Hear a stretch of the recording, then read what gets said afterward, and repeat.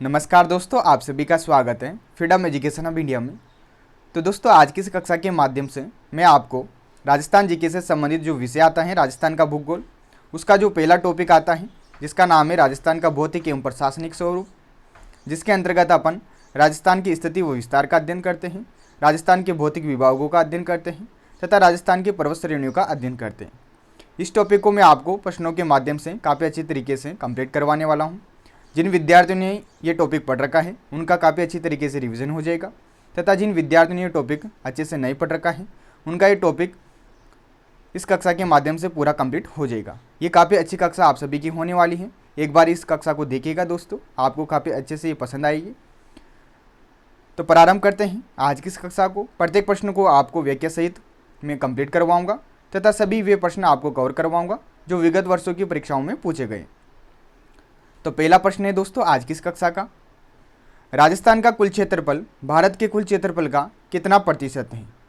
ये सबसे ज़्यादा बार पूछा गया प्रश्न है, अलग अलग एग्जाम में रिपीट होता है। तो आप बताइए अगर आपको आता है कि अपने राजस्थान का जो कुल क्षेत्रफल है वो भारत के क्षेत्रफल का कितना प्रतिशत है, तो फटाफट से आप उत्तर दीजिए। तो इस प्रश्न का उत्तर हो जाएगा दोस्तों ऑप्शन नंबर बी, 10.41%। इस प्रश्न की आप व्याख्या देखिए, व्याख्या काफ़ी महत्वपूर्ण है। आप सभी को पता होगा कि अपने राजस्थान का जो कुल क्षेत्रफल है वो कितना है, 3,42,239 वर्ग किलोमीटर है। वर्ग मील की बात करें तो 1,32,140 वर्ग मील है, जो कि भारत के क्षेत्रफल का 10.41% भाग है। ठीक है, तो ये काफ़ी महत्वपूर्ण प्रश्न है, ध्यान में रखिएगा।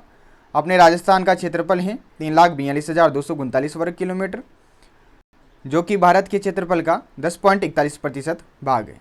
ठीक है, अब आपको ध्यान में रखना है कि अपने राजस्थान के 4 बड़े जिले कौन से हैं। क्षेत्रफल की दृष्टि से 4 बड़े जिले आपको ध्यान में रखने हैं।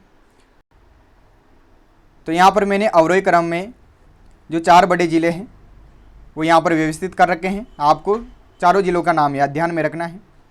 अपने राजस्थान का क्षेत्रफल की दृष्टि से जो सबसे बड़ा जिला है वो जैसलमेर जिला है। तो अलग से भी आपसे प्रश्न पूछा जा सकता है कि राजस्थान का क्षेत्रफल की दृष्टि से सबसे बड़ा जिला कौन सा है, तो आप बताओगे जैसलमेर है, जो कि अपने राजस्थान के कुल क्षेत्रफल का 11.22% भाग हैं। ठीक है, तो ये आपको ध्यान में रखना है कि 11.22% जो भाग हैं वो अकेले जैसलमेर जिले में है। ठीक है, जिसका क्षेत्रफल है दोस्तों 38,401 वर्ग किलोमीटर। दूसरा जो सबसे बड़ा जिला है वो बीकानेर है, तीसरा सबसे बड़ा जिला बाड़मेर है, चौथा बड़ा जिला जोधपुर है। तो इस क्रम में आपको ध्यान में रखना है। ठीक इसी प्रकार आपको राजस्थान के 4 सबसे छोटे जिलों का क्रम भी याद रखना है क्षेत्रफल की दृष्टि से। तो 4 सबसे छोटे जिले हो जाते हैं। सबसे छोटा जिला है दोस्तों धौलपुर, जिसका क्षेत्रफल है 3,034 वर्ग किलोमीटर, जो कि अपने राजस्थान के कुल क्षेत्रफल का 0.89% है। तो ये आपको ध्यान में रखना है कि जो धौलपुर का क्षेत्रफल है वो अपने राजस्थान के कुल क्षेत्रफल का कितना प्रतिशत है, तो 0.89% है। ठीक है, तथा ये अपने राजस्थान का सबसे छोटा जिला हो जाता है क्षेत्रफल की दृष्टि से। तो ऐसे भी प्रश्न एग्जाम में पूछा हुआ है। अब धौलपुर से बड़ा जो जिला है वो दौसा है तथा ये अपने राजस्थान का दूसरा सबसे छोटा जिला है। फिर उसके बाद अपने पास तीसरा जो सबसे छोटा जिला आता है वो आता है डूंगरपुर, चौथा सबसे छोटा जिला आता है राजसमंद। तो क्रम ध्यान में रखना है आप। सबसे छोटा है धौलपुर, फिर धौलपुर से बड़ा जिला है दौसा, दौसा से बड़ा जिला है डूंगरपुर, डूंगरपुर से बड़ा जिला है राजसमंद। ये क्षेत्रफल की दृष्टि से 4 सबसे छोटे जिले हो जाते हैं। तो इस प्रकार से आपके पहला प्रश्न कंप्लीट हो जाता है, जिसकी व्याख्या मैंने आपको अन्य जो महत्वपूर्ण बिंदु हैं जहां से एग्जाम में प्रश्न पूछा जाता है वो भी आपको कंप्लीट करवा दें। प्रश्न नंबर 2 है दोस्तों, राजस्थान की आकृति हैं। ये सामान्यतः पूछ लिया जाता है प्रश्न कि अपने राजस्थान की जो आकृति हैं वो किसके समान है। तो ध्यान में रखिएगा दोस्तों, विषम कोण चतुर्भुज के समान अपने राजस्थान की आकृति हैं। अगला प्रश्न है दोस्तों प्रश्न नंबर 3, राजस्थान का दक्षिणतम बिंदु बोरकुंड, ये जो बोरकुंड स्थित है ये बांसवाड़ा जिले में स्थित है, से उत्तरतम बिंदु कोणागांव, ये जो कोणागांव स्थित है ये श्री गंगानगर जिले में स्थित है, तक अधिकतम विस्तार है। तो ये प्रश्न एक और तरीके से पूछा जा सकता है कि अपने राजस्थान का उत्तर से लेकर दक्षिण तक का जो अधिकतम विस्तार है वो कितना है। तो आप सभी को इसके बारे में जानकारी होना चाहिए, ये प्रश्न बार बार पूछा जाता है। तो आप सभी विद्यार्थियों को पता होना चाहिए कि उत्तर से लेकर दक्षिण तक का जो अधिकतम विस्तार है वो 826 किलोमीटर है। मान लीजिए ये अपना राजस्थान है, ठीक है। तो ये तो हो गया उत्तर, ये हो गया दक्षिण। तो उत्तर से लेकर दक्षिण तक की जो लंबाई है दोस्तों, जो अधिकतम विस्तार है वह है 826 किलोमीटर, ठीक है। ठीक इसी प्रकार से एक और प्रकार का प्रश्न पूछा जाता है, अपने राजस्थान का पश्चिम से लेकर पूर्व तक का ये जो विस्तार है दोस्तों, ये कितना है। तो आपको ध्यान में रखना है 869 किलोमीटर। तो दोनों प्रकार के प्रश्न एग्जाम में पूछे जाते हैं, जो पूछा जाए उसी आधार पर आपको सही उत्तर करना है। उत्तर से लेकर दक्षिण तक का विस्तार पूछा जाए तो 826 किलोमीटर, पश्चिम से पूर्व तक का विस्तार पूछा जाए तो 869 किलोमीटर। इसके अलावा दोस्तों जो दक्षिणतम बिंदु है अपने राजस्थान का वो बोरकुंड है, जो कि बांसवाड़ा जिले में स्थित है, ठीक है। तथा उत्तरतम जो बिंदु है वो कोणागांव है, जो कि श्री गंगानगर में स्थित है, ठीक है।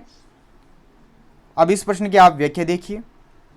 राजस्थान की उत्तर से दक्षिण तक की कुल लंबाई है 826 किलोमीटर, यह भी मैंने आपको मैप के माध्यम से बता दिया। राजस्थान की पूर्व से पश्चिम तक की जो कुल लंबाई है वो 869 किलोमीटर है, ठीक है। तो दोनों आपको ध्यान में रखना है। अब आपको ये तो पता लग गया कि दक्षिणतम बिंदु बोरकुंड है तथा उत्तरतम बिंदु कोणागांव है। ठीक इसी प्रकार पश्चिम में स्थित जो अंतिम बिंदु है अथवा गांव है वो कौन सा है, तो आपको ध्यान में रखना है कटरा गांव। तहसील के बारे में पूछा जाए तो सेम तहसील, ये कहाँ स्थित है, ये जैसलमेर जिले में स्थित है। तो कटरा गांव पश्चिम में स्थित अंतिम गांव है, ठीक है। ठीक इसी तरह पूर्व में स्थित जो अंतिम गांव है वो सिलाना है, अथवा सिलावट भी आपको देखने को मिल सकता है एग्जाम में। तो सिलाना या सिलावट ये धौलपुर जिले में स्थित गांव है, ठीक है। इसके अलावा आपसे पूछ लिया जाए कि राजस्थान की लंबाई व चौड़ाई में अंतर कितना है, तो आप यहाँ से सीधा सीधा अंतर निकाल लीजिएगा। इन दोनों का अगर मैं अंतर निकालता हूँ तो कितना आ जाएगा, 43 किलोमीटर का आ जाएगा, ठीक है। तो लंबाई व चौड़ाई में जो अंतर है अपने राजस्थान में वो 43 किलोमीटर का है, ठीक है। इस प्रकार से आपका प्रश्न नंबर 3 भी कंप्लीट हो जाता है तथा इसकी व्याख्या कंप्लीट हो जाती है। अगला प्रश्न देखिए आप सभी विद्यार्थी। अगला प्रश्न है दोस्तों प्रश्न नंबर 4, राजस्थान में कर्क रेखा की कुल लंबाई है। अपने राजस्थान से जो कर्क रेखा गुजरी है दोस्तों उसकी कुल लंबाई कितनी है ये आपको बतानी है। 4 ऑप्शन यहाँ पर दिए गए, सही ऑप्शन का आपको चयन करना है। तो आप सभी विद्यार्थियों को पता होगा इसके बारे में, जिन्हें नहीं पता है वो ध्यान में रखिएगा। अपने राजस्थान में कर्क रेखा की जो कुल लंबाई है वो 26 किलोमीटर है। सबसे पहले मैं आपको जानकारी देना चाहूँगा कि जो कर्क रेखा है वो कौन सी रेखा है, तो आप सभी विद्यार्थियों को पता होगा। जिन्हें नहीं पता है वो ध्यान में रखिएगा। 23.5 डिग्री जो उत्तरी अक्षांश रेखा है दोस्तों उसे ही कर्क रेखा कहा जाता है। अब इस प्रश्न की आप व्याख्या देखिए। राजस्थान में कर्क रेखा की जो लंबाई है वो 26 किलोमीटर है। जो कर्क रेखा गुजर रही है दोस्तों ये राजस्थान के 2 जिलों से होकर गुजर रही है, बांसवाड़ा व डूंगरपुर। बांसवाड़ा के मध्य से ये गुजरती हैं तथा डूंगरपुर के कुछ भाग से ये गुजरती हैं। तो बांसवाड़ा और डूंगरपुर ये दोनों ऐसे ज़िले हैं जिनसे होकर ये कर्क रेखा गुजरती हैं, ठीक है। अभी नोट भी आपको ध्यान में रखना है, यहाँ से प्रश्न एग्जाम में बार बार पूछा जाता है। कर्क रेखा के सर्वाधिक नज़दीक स्थित शहर अथवा जिला मुख्यालय, स्थित शहर पूछा जाए अथवा जिला मुख्यालय पूछा जाए, आपका उत्तर हो जाएगा दोस्तों बांसवाड़ा। जो बांसवाड़ा जिला मुख्यालय है अथवा जो शहर है ये कर्क रेखा के सर्वाधिक नज़दीक है, ठीक है। जबकि आपसे एक और प्रकार का प्रश्न पूछ लिया जाए कि कर्क रेखा से सर्वाधिक दूर स्थित शहर कौन सा है अपने राजस्थान का, तो आप बताओगे दोस्तों श्री गंगानगर। जो श्री गंगानगर जिला है अथवा जिला मुख्यालय है ये कर्क रेखा से सर्वाधिक दूर है, ठीक है। ये अपना राजस्थान मान लीजिए आप विषम कोण चतुर्भुज के समान है। तो ये अपना जो दक्षिणतम जिला है ये है बांसवाड़ा, ठीक है, बांसवाड़ा। और इसके इधर कोनर में है डूंगरपुर। तो यहीं से ही ये कर्क रेखा गुजरती हैं दोस्तों, 23.5 डिग्री उत्तरी अक्षांश रेखा। बांसवाड़ा के मध्य से गुजरती हैं तथा डूंगरपुर के कुछ भाग से होकर ये गुजरती हैं, ठीक है, जिसकी कुल लंबाई है दोस्तों 26 किलोमीटर। तो सभी बिंदु मैंने आपके क्लियर कर दिए हैं, सभी बातों को आप ध्यान में रखिएगा। कोई से भी प्रकार का प्रश्न आपसे पूछा जा सकता है।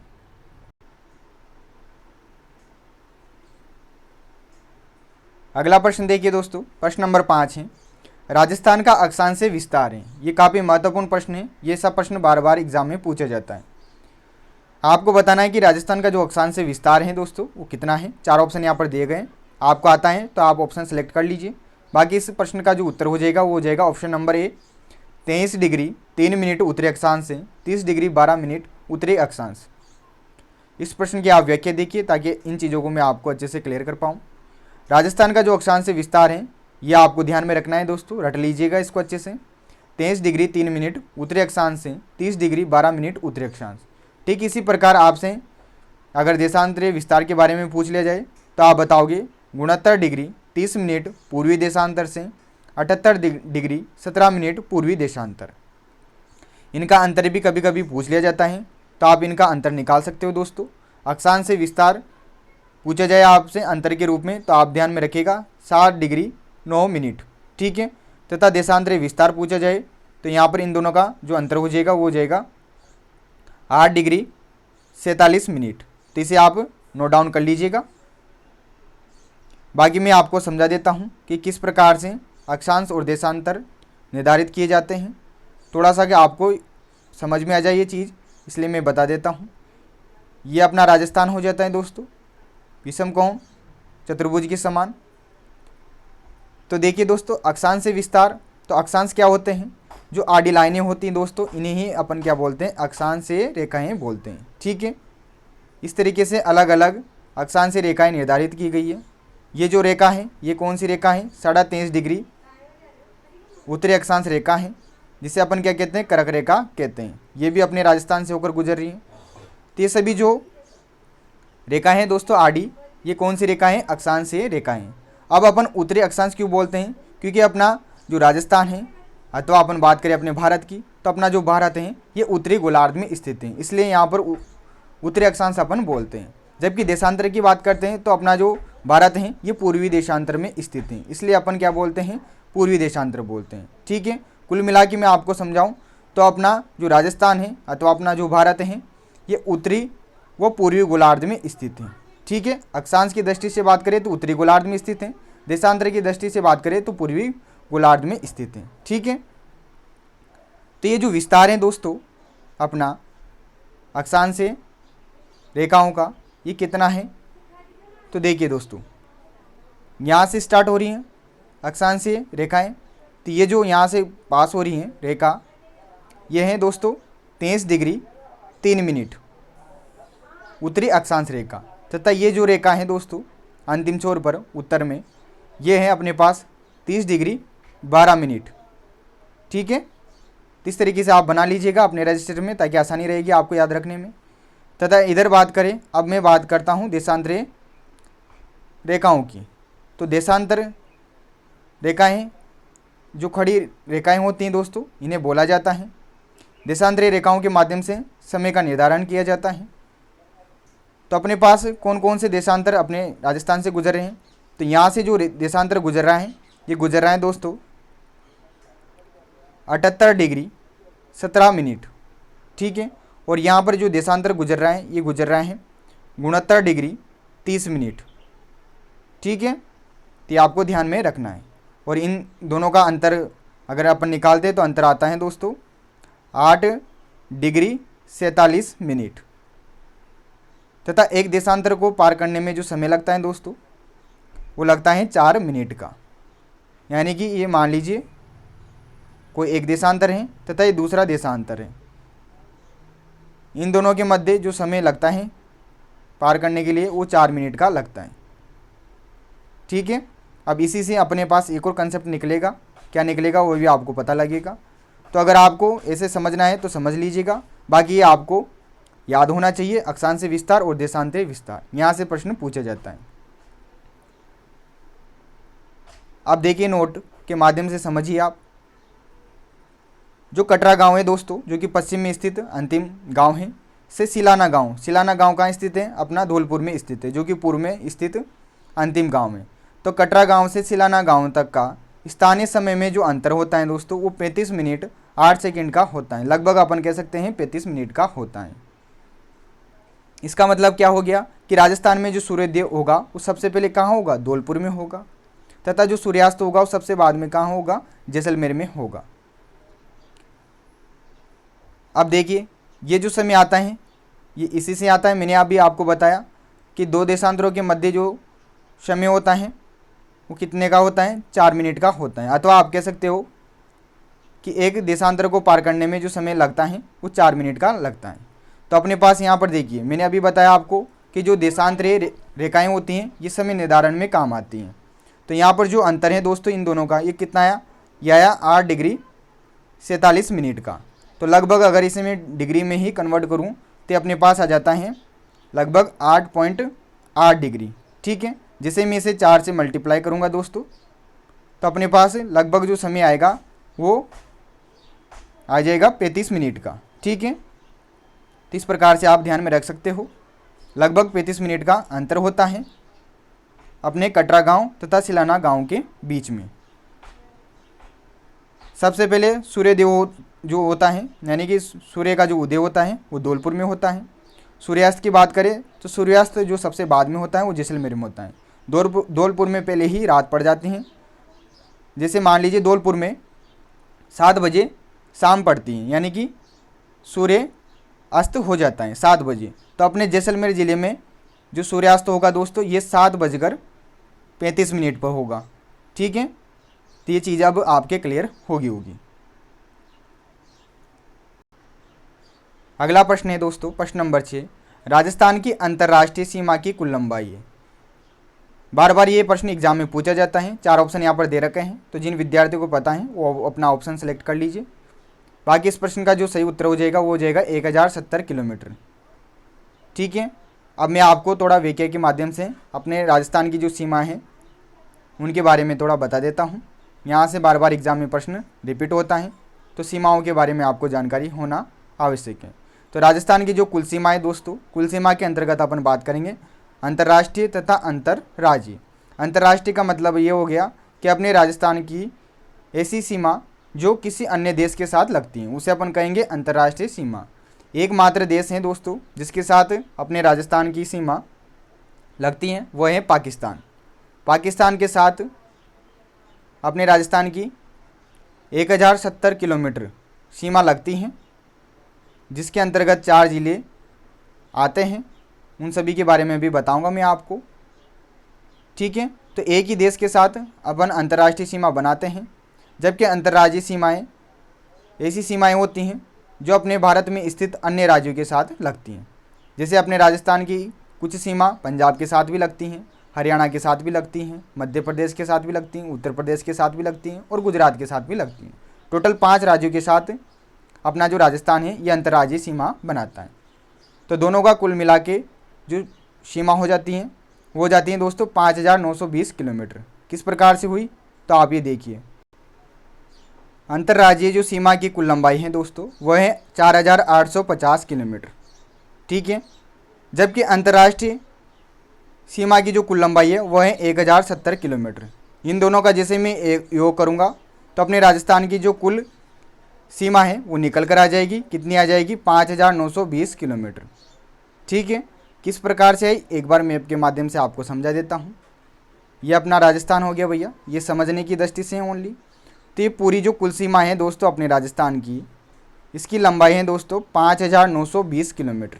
ठीक है, अब इनमें से अपने पास यहाँ से लेकर लगभग यहाँ तक, यहाँ पर अपने 4 ज़िले पड़ते हैं। एक तो हो जाता है श्री गंगानगर, एक हो जाता है बीकानेर, एक हो जाता है जैसलमेर, एक हो जाता है बाड़मेर। ये जो 4 ज़िले की सीमाएं हैं दोस्तों ये वाली, ये 1070 किलोमीटर हैं, जो कि किसके साथ लगती हैं, पाकिस्तान के साथ लगती हैं। और मैंने अभी आपको बताया किसी अन्य देश के साथ अगर सीमा लगती हैं तो उसे अपन कहते हैं अंतर्राष्ट्रीय सीमा।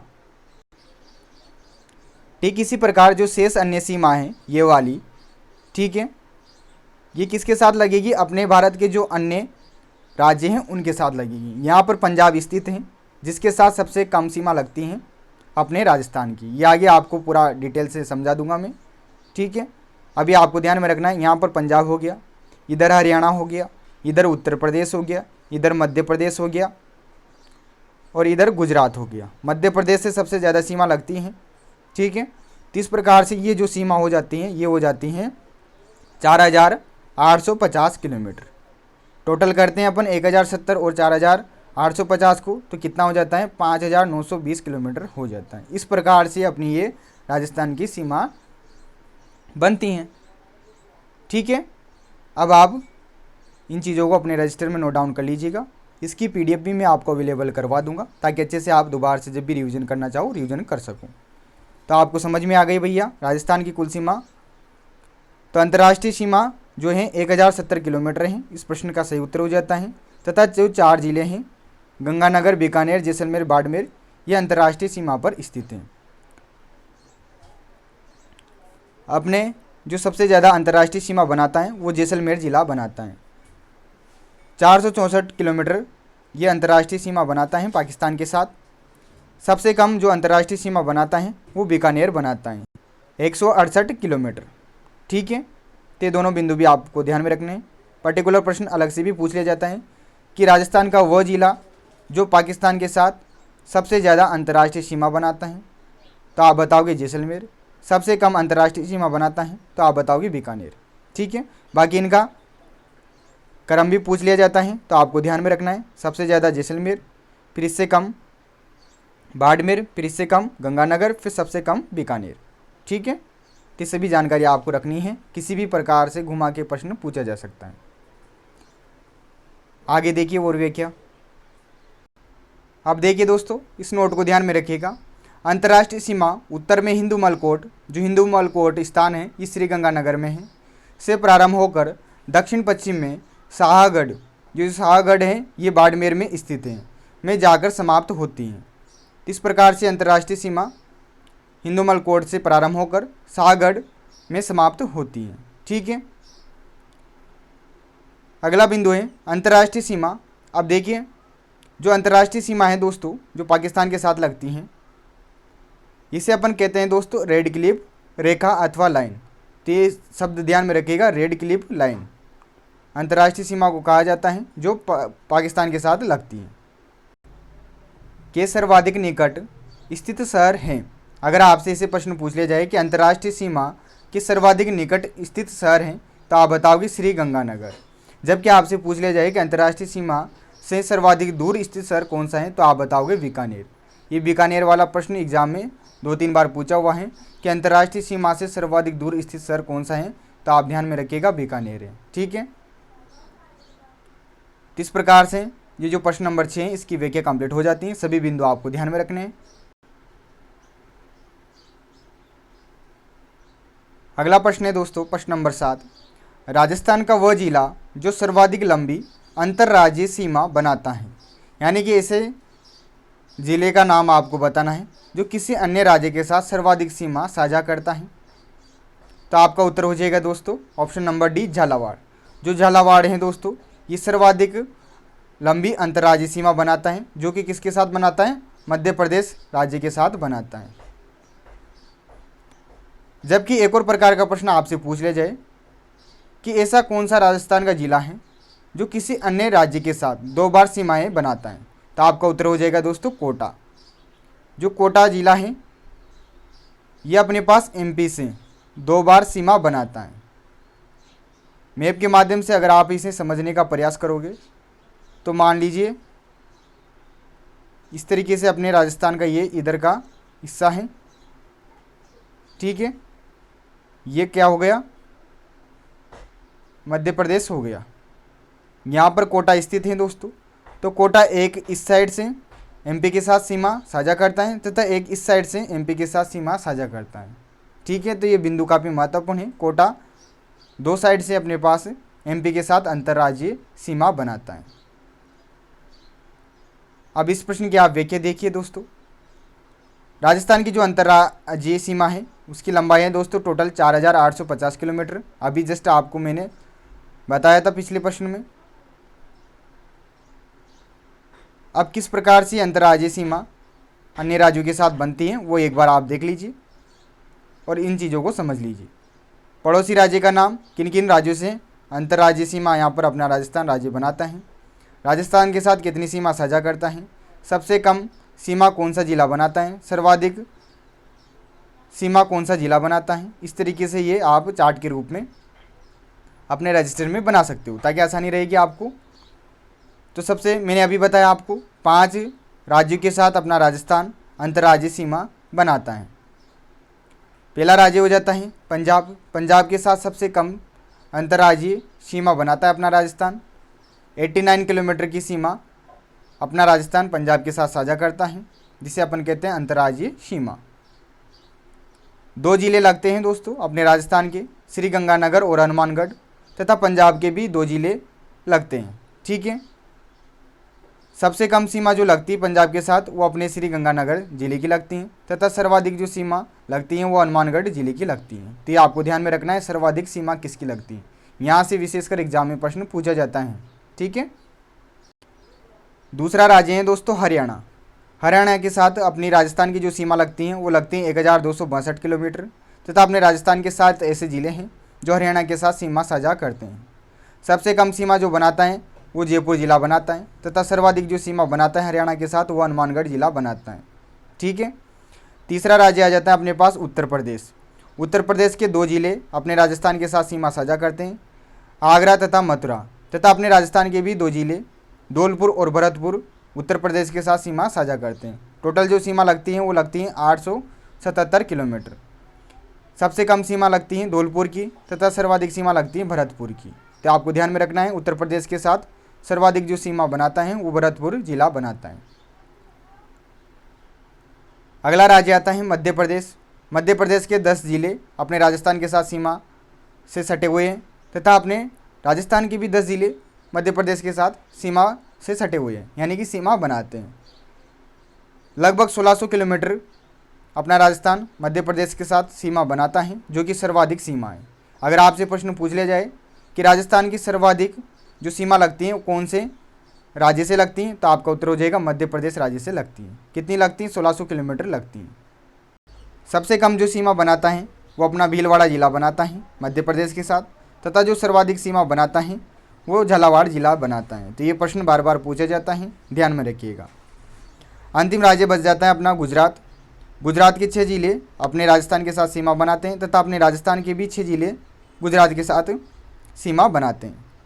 गुजरात के साथ अपना राजस्थान जो अंतर्राज्यीय सीमा बनाता है वो बनाता है 1022 किलोमीटर की। सबसे कम जो सीमा लगती हैं वो बाड़मेर की लगती है गुजरात के साथ, तथा जो सर्वाधिक सीमा लगती हैं वो उदयपुर जिले की लगती हैं। तो इस प्रकार से आपको ये सभी बिंदु ध्यान में रखने हैं। अभी स्टार भी ध्यान में रखना है आपको। वे 2 जिले जो अंतर्राष्ट्रीय व अंतर्राज्यीय दोनों प्रकार की सीमाएं बनाते हैं, तो इसका उत्तर आप फटाफट से कर दोगे।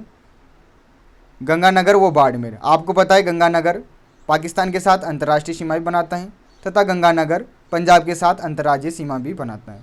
ठीक इसी प्रकार बाड़मेर पाकिस्तान के साथ अंतर्राष्ट्रीय सीमा भी बनाता है, तथा गुजरात के साथ अंतर्राज्यीय सीमा भी बनाता है। तो ये प्रश्न एग्जाम में पूछा हुआ है, ध्यान में रखिएगा। अगला प्रश्न है दोस्तों, प्रश्न नंबर 8। राजस्थान का वह जिला जिसकी सीमा सर्वाधिक जिलों से लगती है। एक प्रकार का प्रश्न तो एग्जाम में ऐसे पूछा गया था कि राजस्थान का वह जिला जिसकी सीमा सर्वाधिक जिलों से लगती है, अथवा एक और प्रकार का प्रश्न एग्जाम में आपसे पूछा जा सकता है कि ऐसा जिला जो सर्वाधिक जिलों का सीमावर्ती जिला है। प्रश्न एक ही है दोस्तों, बस थोड़ा लैंग्वेज चेंज हो चुकी है। सर्वाधिक जिलों का सीमावर्ती, यानी कि ऐसा जिला जो सर्वाधिक जिलों से क्या बनाता है? सीमा बनाता है। तो प्रश्न दोनों एक ही हैं, उत्तर एक ही होगा। तो अपना सीधा सीधा उत्तर हो जाएगा दोस्तों पाली जिला। पाली ऐसा जिला है अपने राजस्थान का जो अन्य 8 जिलों के साथ अपनी सीमा साझा करता है। तो ये सर्वाधिक जिलों का सीमावर्ती जिला है पाली। तो मोस्ट इंपोर्टेंट प्रश्न है, काफ़ी बार ये एग्जाम में पूछा हुआ है। तो यहाँ पर उत्तर हो जाएगा पाली। अब इस नोट को ध्यान में रखिएगा।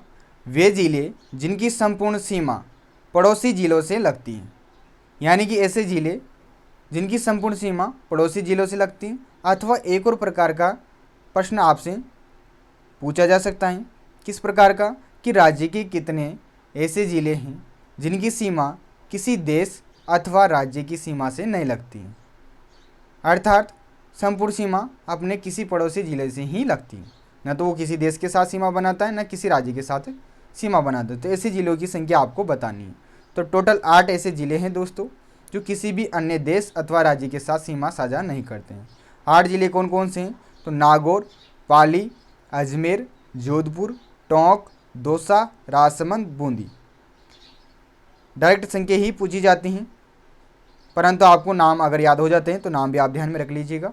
ये सीमावर्ती जिले हो जाते हैं अपने पास, अपने राजस्थान के। नागौर, पाली, अजमेर, जोधपुर, टोंक, दौसा, राजसमंद, बूंदी। ठीक है, जिनमें से पाली ऐसा सीमावर्ती जिला है जो सर्वाधिक जिलों के साथ सीमा साझा करता है।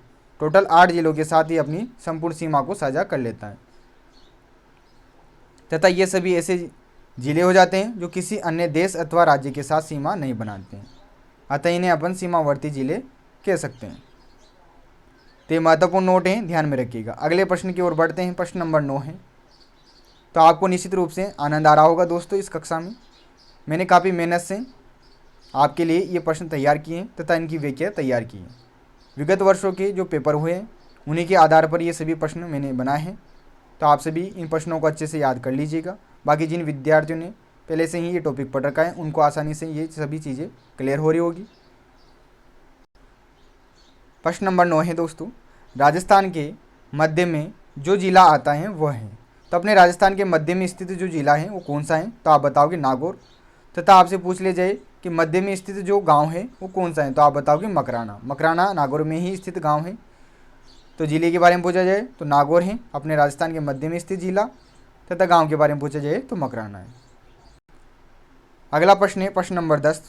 राजस्थान में कुल कितने संभाग व जिले हैं? वर्तमान में अपने राजस्थान में कुल कितने संभाग व जिले हैं? तो आप सभी विद्यार्थियों को पता होगा वर्तमान में 33 जिले हैं तथा 7 संभाग हैं। इनसे रिलेटेड जो भी महत्वपूर्ण बिंदु हैं जिनसे बार बार प्रश्न पूछे जाते हैं उनको मैं आपको फटाफट से बता देता हूँ, सभी ध्यान में रखिएगा। सबसे पहले अपन बात करेंगे संभाग की। तो 7 संभाग हैं दोस्तों। कौन कौन से हैं वो अभी आपके क्लियर हो जाएगा इन बिंदुओं के साथ ही। तो अगर आपसे पूछ ले जाए कि सर्वाधिक क्षेत्रफल वाला संभाग कौन सा है? तो आप बताओगे जोधपुर संभाग। सर्वाधिक क्षेत्रफल यानी कि एक और प्रकार से प्रश्न पूछा जा सकता है कि क्षेत्रफल की दृष्टि से राजस्थान का सबसे बड़ा संभाग कौन सा है? तो आप बताओगे जोधपुर। ठीक है। सर्वाधिक लिंगानुपात वाला संभाग कौन सा है? तो वह है उदयपुर। सर्वाधिक जनसंख्या, साक्षरता, घनत्व वाला संभाग है तो वह है जयपुर। सर्वाधिक जनसंख्या जो निवास करती हैं वो जयपुर में करती हैं तथा जो सबसे ज़्यादा साक्षर लोग हैं वो भी जयपुर संभाग में निवास करते हैं। न्यूनतम जनसंख्या वाला संभाग तो वो कोटा संभाग है। न्यूनतम क्षेत्रफल वाला वो नवीनतम संभाग तो वह है भरतपुर। ये 2005 में बनाया गया था।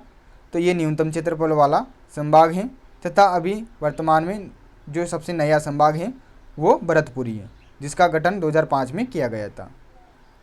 अन्य 2 संभाग और बच जाते हैं, अजमेर व बीकानेर। इस प्रकार से 7 संभाग हैं दोस्तों, जोधपुर, उदयपुर, जयपुर, कोटा, भरतपुर, अजमेर व बीकानेर।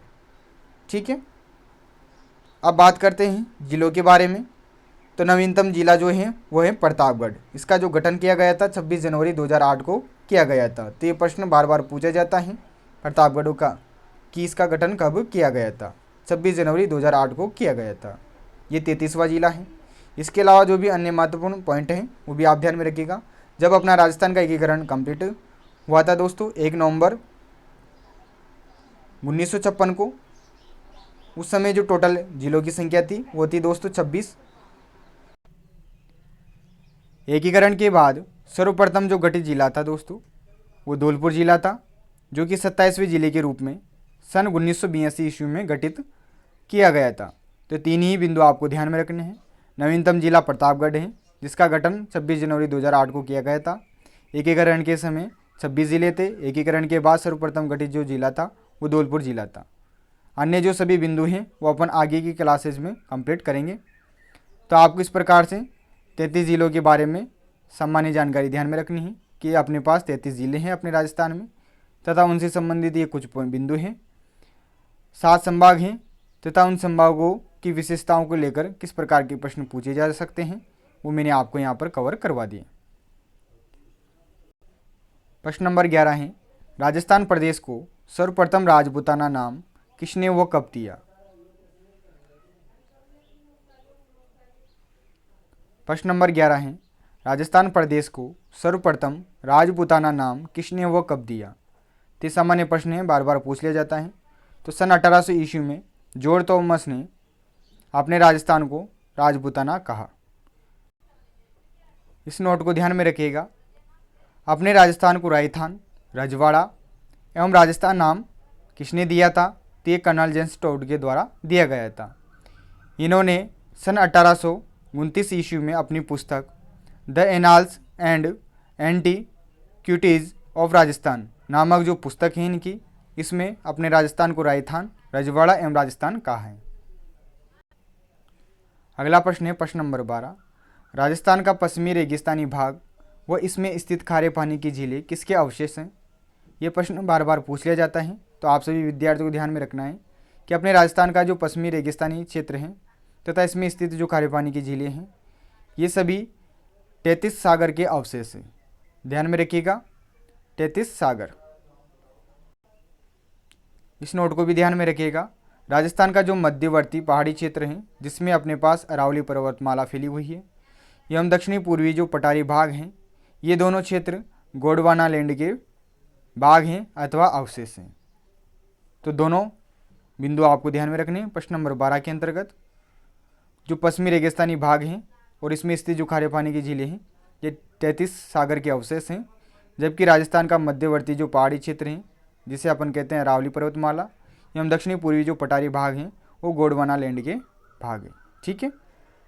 अगला प्रश्न है प्रश्न नंबर 13, राजस्थान को कुल कितने भौतिक विभागों में बांटा गया है? तो 4 भौतिक विभागों में बांटा गया है। पहला है उत्तर पश्चिमी मरुस्थलीय प्रदेश, दूसरा है मध्य अरावली पर्वतीय प्रदेश, तीसरा है पूर्वी मैदानी प्रदेश, चौथा है दक्षिणी पूर्वी पठारी प्रदेश। इनसे रिलेटेड कुछ महत्वपूर्ण बिंदु हैं वो ध्यान में रख लीजिएगा आप। उत्तर पश्चिमी जो मरुस्थलीय प्रदेश हैं दोस्तों, इसके अंतर्गत अपने राजस्थान का 61% क्षेत्रफल आता है तथा जनसंख्या की बात करें तो लगभग 40% जनसंख्या इस क्षेत्र में निवास करती है। तो क्षेत्रफल की दृष्टि से ये सबसे बड़ा भूभाग हो जाता है अपने राजस्थान का उत्तर पश्चिमी मरुस्थलीय प्रदेश। जनसंख्या की दृष्टि से भी ये सबसे बड़ा भाग हो जाता है। ठीक है, इसलिए ये महत्वपूर्ण है, यहाँ से प्रश्न पूछ लिया जाता है। जलवायु की बात करें तो शुष्क व अत्यधिक विषम जलवायु यहाँ पर पाई जाती है। शुष्क क्यों बोल रहे हैं? क्योंकि उत्तर पश्चिमी जो मरुस्थलीय प्रदेश हैं इधर वायु में नमी बहुत ही कम पाई जाती है, अर्थात शुष्क होती है, इसलिए अपन क्या कह रहे हैं? शुष्क जलवायु कह रहे हैं। अत्यधिक विषम क्यों बोल रहे हैं?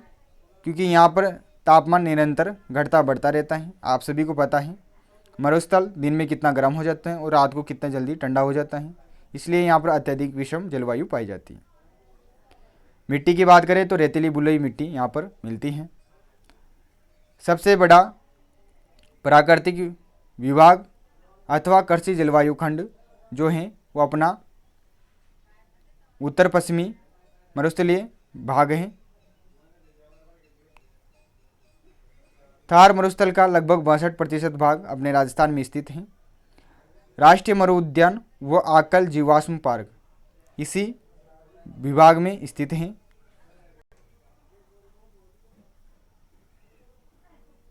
अब देखिए सेकंड, मध्य अरावली पर्वतीय प्रदेश, इसके अंतर्गत अपने राजस्थान का लगभग 9.1% क्षेत्रफल आता है। ये पूरा क्षेत्रफल अरावली पर्वतमाला के अंतर्गत कवर होता है, यानी कह सकते हो मध्य अरावली पर्वतीय प्रदेश में मुख्यतः अरावली पर्वतमाला वो उसके विस्तार का अध्ययन किया जाता है। जनसंख्या की बात करें तो इस विभाग में 10% जनसंख्या निवास करती है। तो मध्य अरावली पर्वतीय प्रदेश के अंतर्गत अपन अरावली पर्वतमाला का अध्ययन करते हैं। तो अरावली पर्वतमाला से संबंधित जो भी महत्वपूर्ण बिंदु हैं जिनसे बार बार प्रश्न पूछे जाते हैं वो मैं आपको फटाफट से कंप्लीट करवा देता हूं। तो अरावली पर्वतमाला की कुल लंबाई है दोस्तों 692 किलोमीटर। अपने राजस्थान में जो इसकी कुल लंबाई है वो है 550 किलोमीटर। तो दोनों लंबाई आपको ध्यान में रखनी। कुल लंबाई के बारे में पूछे तो 692 किलोमीटर दिल्ली तक ये फैली हुई है। राजस्थान में लंबाई की बात करें तो 550 किलोमीटर। ठीक है। राजस्थान में अरावली की समुद्र तल से जो औसत ऊंचाई है वह है 930 मीटर। ये प्रश्न एग्जाम में पूछा हुआ है, ध्यान में रखिएगा। विश्व की सबसे प्राचीन वलित पर्वतमाला है दोस्तों अरावली पर्वतमाला। इसकी उत्पत्ति काल के बारे में आपसे पूछ लिया जाए तो आप बता दीजिएगा। प्री कैम्ब्रियन अथवा पेलियोजोइक काल की यह पर्वतमाला है जो कि सबसे प्राचीन वलित पर्वतमाला है। तो ऐसे सीधा सीधा प्रश्न एग्जाम में पूछा हुआ है कि विश्व की सबसे प्राचीन वलित पर्वतमाला कौन सी है? तो आप बताओ कि अरावली पर्वतमाला। विस्तार की बात करें अरावली पर्वतमाला की तो दक्षिण पश्चिम से उत्तर पूर्व की ओर इसका विस्तार है। राज्य के कुल क्षेत्रफल का लगभग 9.1% भाग ये कवर करती हैं। तो ये महत्वपूर्ण बिंदु है, एग्जाम में प्रश्न पूछा हुआ है यहाँ से। 13 जिलों में इसका विस्तार है दोस्तों। जो प्रारंभ होता है अपने राजस्थान में अरावली पर्वतमाला का, वो खेड़ बर्मा से होता है जो कि सिरोही जिले में स्थित है, तथा जो अंत होता है वो खेतड़ी झुंझुनू जिले में होता है। अरावली पर्वतमाला की जो उच्चतम चोटी है उसका नाम है दोस्तों गुरु शिखर, ये सिरोही जिले में स्थित है, जिसकी ऊंचाई है दोस्तों 1722 मीटर। तो महत्वपूर्ण है बिंदु हो जाता है, ये प्रश्न बार बार पूछा जाता है। अपन अलग से टॉपिक पढ़ेंगे दोस्तों, जिसके अंतर्गत अपन अपने राजस्थान में स्थित जो भी पर्वत चोटियाँ हैं, जो भी पहाड़ हैं, जो भी मुख्य पठार हैं, उनका अध्ययन करेंगे तथा उनसे रिलेटेड जो भी महत्वपूर्ण बिंदु हैं उनको काफ़ी अच्छी तरीके से अध्ययन करेंगे। ठीक है, अब यही ध्यान में रखना है आपको कि अरावली पर्वतमाला की जो उच्चतम चोटी है वो गुरु शिखर है, सिरोही जिले में स्थित है, जिसकी ऊंचाई 1722 मीटर है। सर्वाधिक जो विस्तार है अरावली पर्वतमाला का अपने राजस्थान में वो उदयपुर जिले में है, तथा सबसे कम विस्तार जो है अरावली पर्वतमाला का वो अजमेर जिले में है। दक्षिण पश्चिम से उत्तर पूर्व की ओर जाने पर जो अपनी अरावली पर्वतमाला की ऊंचाई है वो कम होती जाती है। ये बिंदु आपको ध्यान में रखना है। दक्षिण पश्चिम से उत्तर पूर्व की ओर इसका विस्तार है अपनी अरावली पर्वतमाला का, परंतु जैसे जैसे अपन दक्षिण पश्चिम से उत्तर पूर्व की ओर चलते हैं तो अरावली पर्वतमाला की जो ऊंचाई है उसमें कमी आती जाती है। भारत की महान जल विभाजक रेखा इसे कहा जाता है, क्योंकि जो अरावली पर्वतमाला है ये मानसून को प्रभावित करती हैं। तो इस प्रकार से अरावली पर्वतमाला से संबंधित जो मेन पॉइंट हैं जिनसे बार बार प्रश्न पूछे जाते हैं वो मैंने कंप्लीट करवा दिए। तीसरा भाग है पूर्वी मैदानी प्रदेश, इसके बारे में अपन आगे अध्ययन करेंगे। चौथा है दक्षिणी पूर्वी पठारी प्रदेश। इससे संबंधित एक विशेषता आपको विशेष ध्यान में रखनी है कि ये सर्वाधिक वर्षा वाला क्षेत्र है। जो दक्षिणी पूर्वी पठारी प्रदेश हैं जो कि अपनी राजस्थान का विभाग है, इसमें सर्वाधिक वर्षा होती है। आप कह सकते हो सर्वाधिक वार्षिक वर्षा होती है, यानी कि पूरे साल भर की जो वर्षा की बात करें तो सबसे ज़्यादा जो वर्षा होती है वो इसी विभाग में होती है। इसमें मुख्यतः काली मिट्टी पाई जाती है जो कि उपजाऊ मिट्टी होती है। इस प्रकार से ये प्रश्न आपका कंप्लीट हो जाता है। अगला प्रश्न देखिए आप सभी विद्यार्थी। प्रश्न नंबर 14 है सुमेलित कीजिए। यहाँ पर अरावली पर्वतमाला के कुछ दर्रों के नाम हैं, आपको बताना है कि कौन कौन से जिले में स्थित हैं, तो आपको सुमेलित करना है। तो देसूरी नाल, तो ध्यान में रखिएगा देसूरी नाल पाली जिले में स्थित दर्रा है। फुलवारी की नाल ये उदयपुर में स्थित दर्रा है। नाल अथवा दर्रा, अपने राजस्थान में नाल अथवा दर्रा बोला जाता है। ये ऐसे संकीर्ण रास्ते होते हैं जो पहाड़ों से गुजरते हैं तथा दो अन्य स्थानों को आपस में जोड़ते हैं। नाल का मतलब भी दर्रा ही होता है, अपने राजस्थान में नाल भी कह दिया जाता है उसे। तो देसूरी की नाल पाली जिले में स्थित है। फुलवारी की नाल उदयपुर में है। बरदर्रा अजमेर जिले में स्थित है। जिलवा की नाल अथवा पगलिया की नाल राजसमंद में स्थित हैं। तो चारों इस प्रकार से सम्मिलित होंगे, आप इसे ध्यान में रखिएगा।